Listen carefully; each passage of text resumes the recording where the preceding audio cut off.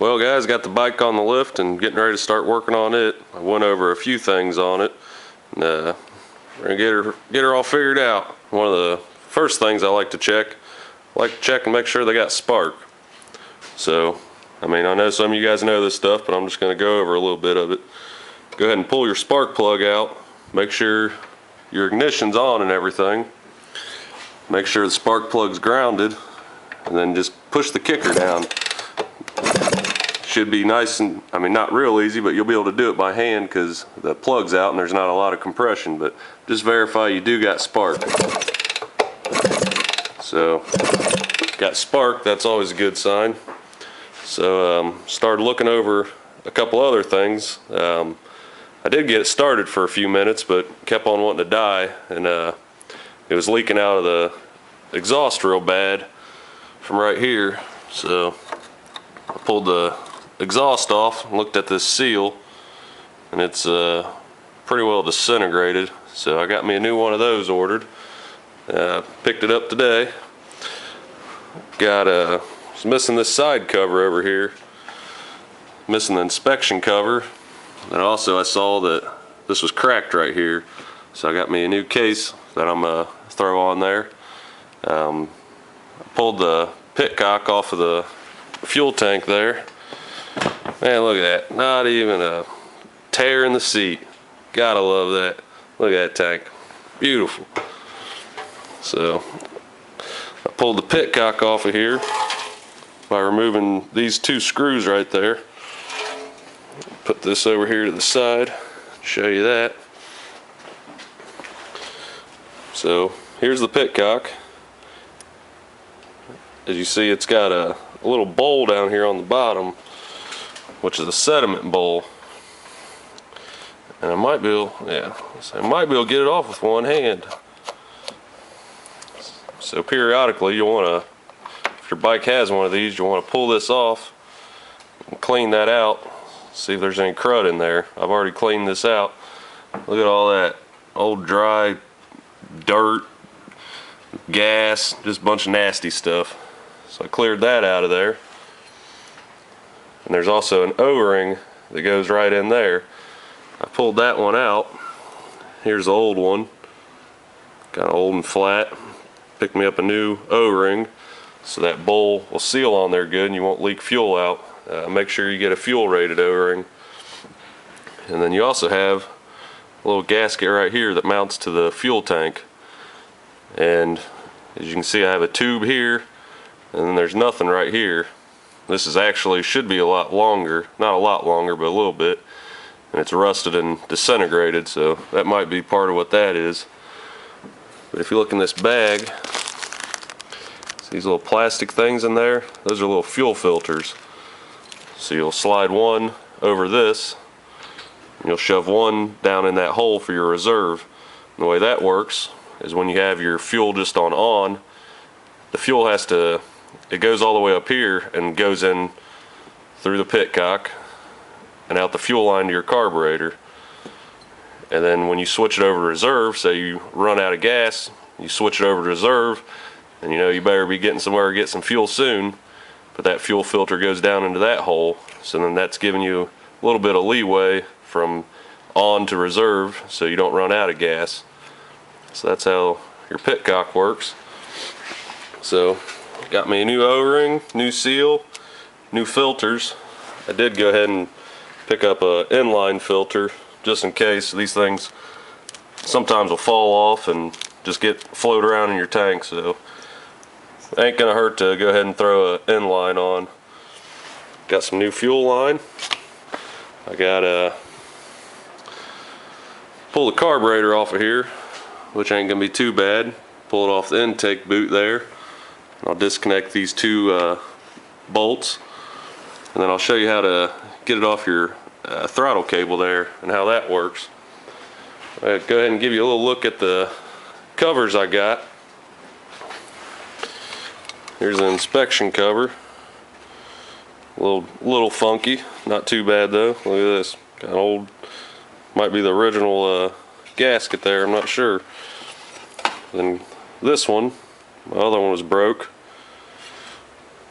and I have have to pull my clutch cable off, because this little thing here is when you pull the cable, it engages and disengages your clutch. I'll show you how all that works here in a little bit. But I've had some people ask me about cleaning up engines, or how do you get them cleaned up, the rust off or stuff like that. A lot of these are like a cast aluminum kinda, and it's not really rust, it'll just be kind of oxidation. And this has got a bunch of funk and everything on it. But if you see on this one, it's a little wear and tear, a little oxidation and stuff. Now what I'll usually do to get some of the funk off, usually just get some brake cleaner and a rag and just wipe it off the best I can. Or luckily I got a parts washer, so I'll probably soak it in there and wipe it down and get it cleaned up. And after I get the funk off, I'll usually get some steel wool and just kind of rub it down. I mean, there's all kinds of different grits, from coarse to fine. There we go. That's the way it goes. But I mean, depending on how nasty it is, just start with some steel wool, start wiping it down the best you can, and then just keep working your way down to a finer grit steel wool. And that these covers will really clean up good. Or if you got a sandblaster, got one of those. I get tired of doing all the scrub and grunt work, so it's nice when you pick up the tools. Makes it a lot easier. But I mean, you can definitely do it by hand too. But sometimes I'll throw them in the sandblaster and get it all cleaned up. I'll probably just do this one by hand, because the rest of the engine is still a little funky, and I'm not pulling this one off yet. Probably might down the road or something, but I don't want to hit it with the sandblaster and have that one side cover looking brand new. So probably just get it fairly clean with the steel wool and throw it back on there. Got this petcock all back together. Got the new seal in down here. Got these filters on there. Put the new gasket in the bowl, so that's good to go. I can go ahead and throw that into the tank. I've got the carburetor pulled off. I had to pull the battery box up, pull the air box out to get the boot off the carb. Look at that air filter, or lack thereof. Looks like the element's completely disintegrated and somebody's probably pulled it out or something. Those usually fall apart after they've sat a long time. So got the carburetor off, undid those two nuts, pulled the boot off of this side. When I pulled it off, I saw this. What is that? That is blue RTV. That's a no-no. You don't want to use RTV on any kind of fuel anything, because the fuel just eats it. And then probably it's got an O-ring right here, so that just needs to be replaced instead of putting some RTV on there, because you'll suck that into the cylinder in there, and that's not good, and it's not going to get a good seal because the fuel will just eat it. So have to get a new O-ring for that. Now to undo this carburetor, this is a manual choke, has this little lever. So there's also ones with cables. If you have one with a cable, you'll have to undo this nut, and then you'll pull that out. There'll be like a little tube barrel in there. So with this, just a throttle cable, manual choke. I'll unscrew this cap. Alright, I got this cap unscrewed. I'll slide this barrel for the throttle cable out. It's hanging up a little bit, probably a bunch of dirt and crud in there. So you got the little barrel, a little needle here. So got my carb off. Go ahead and throw this on the bench and see what's in it. I pulled these 4 bolts out of the bottom of the bowl of the carb here, and surprisingly, it's really not too bad in there. I had a Yamaha 360, and I had the floats in the carburetor were like this. A little different than most of them. Just a little plastic piece like this with a hole in it that rides on this rod, and it has this little tab right here that moves on to get on there. Rides on this here, which allows the fuel to fill up in the bowl with this little needle in there. It's kind of hard to do this with one hand. Oh, there we are. Got a little needle in there. and that rides up and down. It's got a little point on it, and that's what shuts off your fuel when the bowl fills up. Them little floats there, they rise, push this thing up, and that needle in there shuts the fuel off. And when you're riding and you're sucking up more fuel, this lowers, and that allows more fuel in right there. So go through a little bit and clean it out. I pulled the pilot jet out here.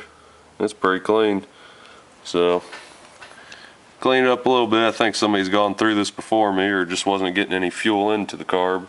So I'll clean it up with some carb cleaner, blow some air through it, throw her back together. Now on a lot of your bowls, they'll have a little bolt right here. There'll be like a real small little brass fitting on the side. That's to drain the fuel out of the carburetor bowl. So if you're going to be storing it or anything, or it's going to be sitting a while, if you go ahead and turn the pitcock off, take the bolt out or undo the screw, be a little flathead probably, and drain the fuel out of the bowl. That way it doesn't gum up your jets. Next time you try to start it, probably start a lot easier. So throw this back together and see what we got. Well, threw the carb back together, went ahead and pulled the choke off. As you can see, just a little piece right here. If you have a cable one, this will all come out together on the cable itself. But since this is manual choke, you got this here. So went ahead and blew some air through there. All cleaned up. I did pull off that old side cover. Got that there. Got my stator and everything. Pulled this little cover off here, which covers my oil injection.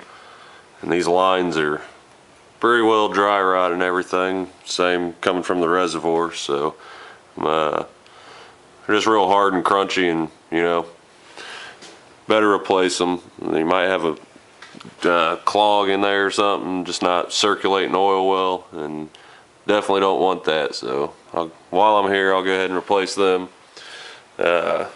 Show you these other side covers. Got them cleaned up a little bit. Not perfect.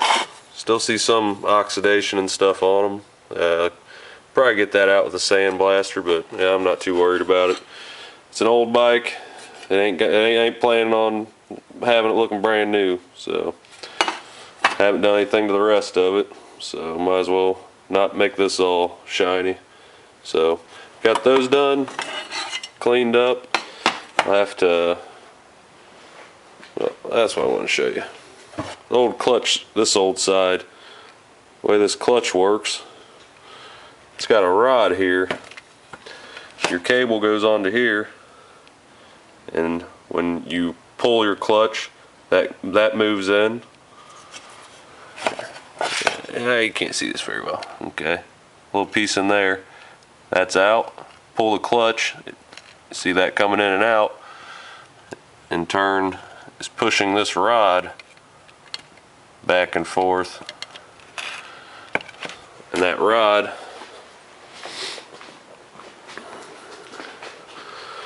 goes through this little hole in here where the clutch basket is. So there's a seal right here that's still attached to that rod that's all corroded and funky, so I gotta replace that. So it looks like I'm stuck having to order some parts for now. Also, notice this. See my plug hole on the head and the back, and you see a bolt there. No big deal, right? Well, I know some of these old bikes, they got dual spark plugs, and I'm thinking this one was one at one point. Looks like somebody's shoved a bolt in there and some JB Weld, probably stripped out the threads on that plug, so just use this one. So probably go ahead and get a new head and head gasket, replace that. Did get a tachometer cable I'm gonna throw on there. Got some grips. So guess I'm waiting on parts for now. Get the O-ring for this carb. Be good to go. So there's a little update for you.